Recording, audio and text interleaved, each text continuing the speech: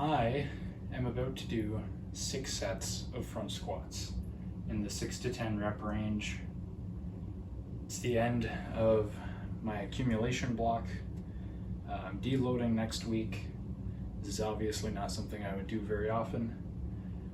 We got a heel elevation going on. For extra quad stress, I'm using a pretty close stance as well, furthermore. And of course it's a front squat.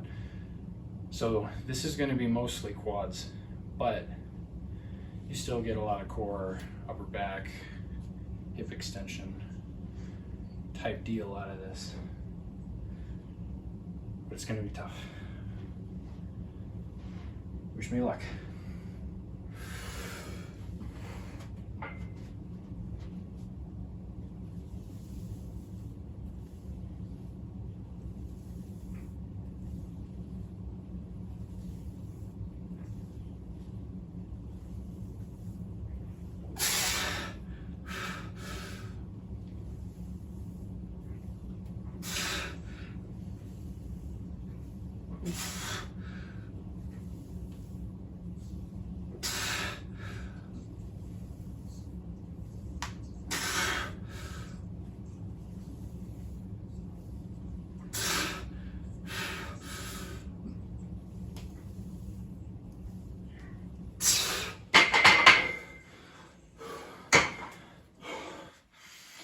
So there's one set. I rest 3 minutes. I go again.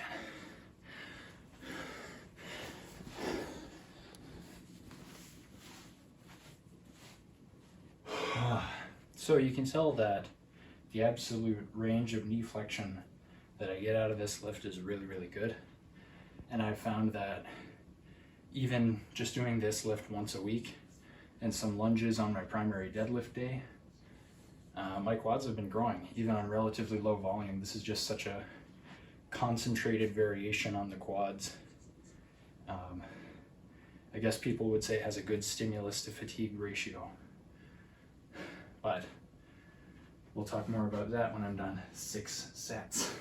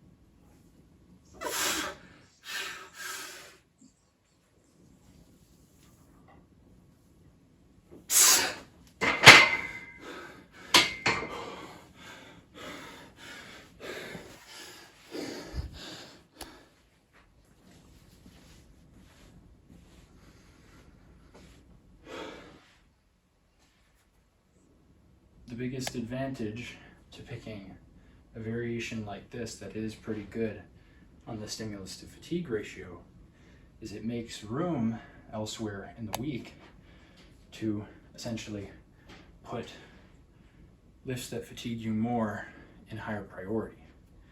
So deadlifting, as much as it will get you jacked, if you're treating it as like a primary strength movement, you need to plan around that. You need to think about putting other things on the back burner. Like I probably wouldn't deadlift and high bar squat maximally just because I have a lot of other things in my life that are non-training related that require me to not be like a fatigue zombie all the time. So doing something like this, while mentally hard and physically hard in the moment, does not necessarily pose the same systemic fatigue on a week-to-week, even month-to-month basis.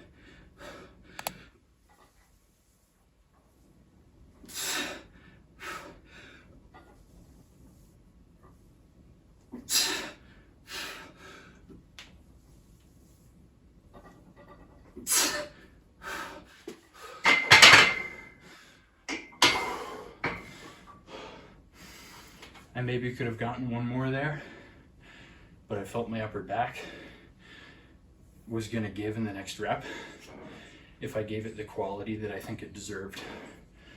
So it could have been no additional reps or one sort of ugly bounce rep. I chose the former.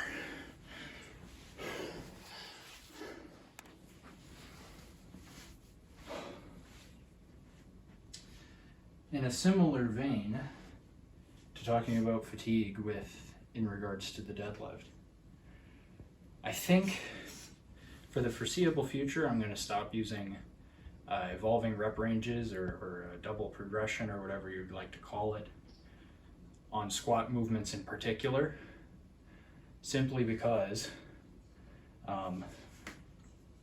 squatting at like an RP 9 or 10, you know, like RAR, anything from like 2 to 0, is really quite mentally draining, right? Not so much the like RAR2 stuff, but like when you're on evolving rep ranges and you're just trying to fill out that rep range, like I'm doing 6 by 6 to 10, right? Every set is a maximum givable effort set. And like, you know, people like to be hardcore, like, oh, look at me, I trained hard, I trained to failure every set. But that's not the only way to grow. It's not the only way to get stronger or get bigger. So I figure going forward, I'm going to use more sustainably minded, progression-centric thinking when it comes to my squat, rather than effort-minded, you know, hardcore mindset-driven thinking when it comes to my squat. I'll probably talk about more regarding that in a minute here.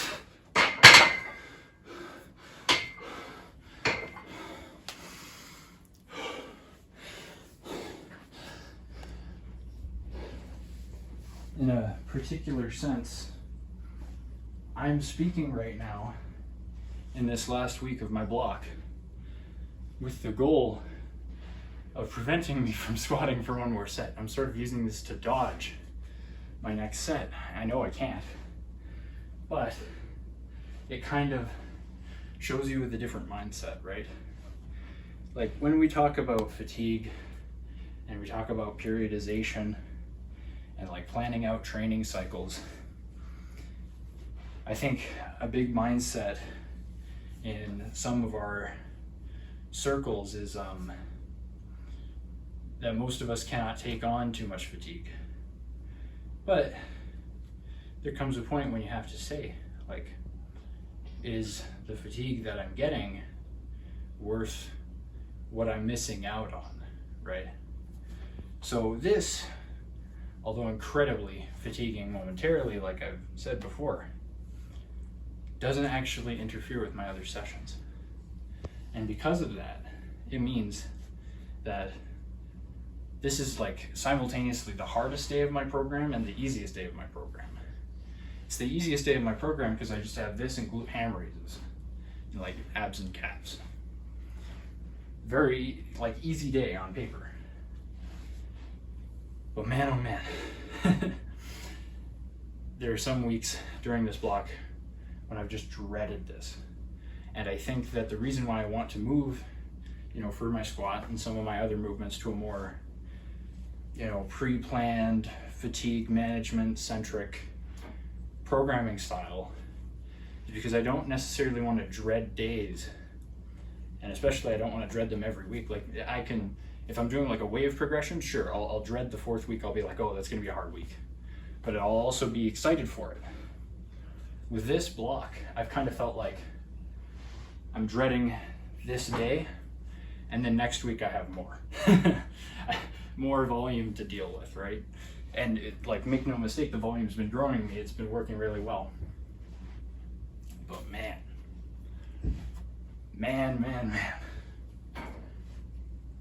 is it hard.